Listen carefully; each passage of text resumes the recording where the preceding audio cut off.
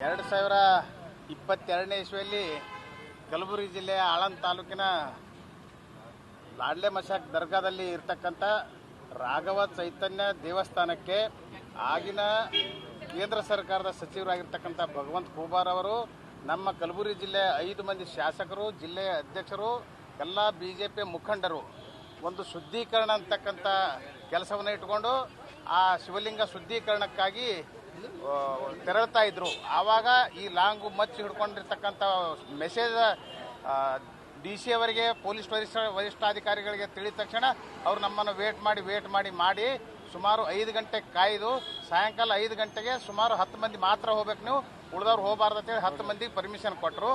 ಆವಾಗ ಹೋಗ್ಬೇಕಾದ್ರೆ ಹೋಗಿ ವಾಪಸ್ ಬರಬೇಕಾದ್ರೆ ಕಲ್ಲು ತೂರಾಟಗಳು ಎಲ್ಲ ನಡೆದು ಆವಾಗ ನಮ್ಮ ಭಗವಂತ ಖೂಬಾರ್ ಕೇಂದ್ರ ಸರ್ಕಾರದ ಸಚಿವರಾಗಿರೋದ್ರಿಂದ ಅವ್ರಿಗೆ ಮಿಲಿಟರಿ ಫೋರ್ಸು ಬೇರೆ ಬಂದು ನಮ್ಮನ್ನು ರಕ್ಷಣೆ ಮಾಡಿದ್ರು. ಅದರ ಜೊತೆಗೆ ಜಿಲ್ಲಾಧಿಕಾರಿಗಳು, ಜಿಲ್ಲಾ ಪೊಲೀಸ್ ವರಿಷ್ಠಾಧಿಕಾರಿಗಳು ಸಿಕ್ಕಾಪಟ್ಟೆ ಪೊಲೀಸರಿಗೆ ಹಾಗೆ ಎಲ್ಲ ವಾಹನಗಳನ್ನು ಕೂಡ ಜಖ ಮಾಡಿದರೆ ಎಲ್ಲ ಜನರಿಗೆ ಕೂಡ ಗಾಯ ಮಾಡಿದ್ದಾರೆ. ಇದನ್ನು ಖಂಡಿಸಿ ನಾವು ಇವತ್ತು ರಾಜ್ಯಪಾಲರಿಗೆ ಮನವಿ ಪತ್ರ ಕೊಡಲಿಕ್ಕೆ ನಮ್ಮ ಚಲವಾದಿ ನಾರಾಯಣ ಸ್ವಾಮಿಯವರ ನೇತೃತ್ವದಲ್ಲಿ ರಾಜ್ಯಪಾಲರನ್ನ ಭೇಟಿಯಾಗಿ ಮನವಿಯನ್ನು ಸಲ್ಲಿಸಿದ್ದೇವೆ.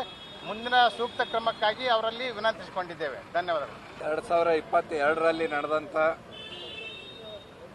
ಆಳಂದನ ಲಾಡ್ಲೆ ಮಶಾಕ್ ದರ್ಗಾ ಆವರಣದಲ್ಲಿರುವಂಥ ಶ್ರೀ ರಾಘವ ಚೈತನ್ಯರ ಶಿವರಾತ್ರಿದಂದು ಶಿವಲಿಂಗ ಪೂಜೆಗೆ ಹೋದಂಥ ಕೇಂದ್ರ ಮಂತ್ರಿ ಹಾಗೂ ಶಾಸಕರ ಮೇಲೆ ಅಲ್ಲಿ ಸ್ಥಳೀಯವಾಗಿದ್ದಂಥ ಏನು ಮುಸಲ್ಮಾನರು ಗಲಭೆ ಮಾಡಿ ಹಲ್ಲೆ ಮಾಡಿದರು.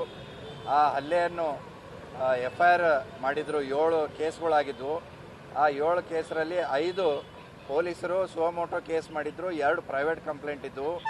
ಆ ಎಲ್ಲ 7 ಕೇಸ್ಗಳು ಕೂಡ ಇವತ್ತು ಕಾಂಗ್ರೆಸ್ ಸರ್ಕಾರ ಗಲಭೆಕೋರರ ಪರವಾಗಿ ಅವರ ವಿರುದ್ಧ ಇದ್ದಂಥ ಕೇಸ್ಗಳು ಹಿಂಪಡೆದು ಇವತ್ತು ಮತ್ತೆ ರಾಜ್ಯದಲ್ಲಿ ಒಂದು ರೀತಿ ಗಲಭೆಕೋರರಿಗೆ ಮತ್ತು ಜಿಹಾದಿಗಳಿಗೆ ಪ್ರೋತ್ಸಾಹ ನೀಡುವಂತೆ ಇವತ್ತು ಕ್ರಮ ಕೈಗೊಂಡಿದೆ.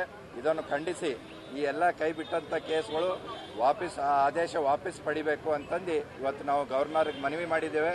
ಗವರ್ನರ್ ಅವರು ಕೂಡ ಕೇಳಿದ್ರು, ನಿಮ್ಮದು ಏನು ಟ್ರಯಲ್ ಆಗಿದೆಯಾ ಅಥವಾ ಅಲ್ಲಿ ಹೇಳಿಕೆಗಳು ಆಗಿದ್ದಾವೆ ಏನು ಅಂತಂದು ಕೇಳಿದ್ದಾರೆ.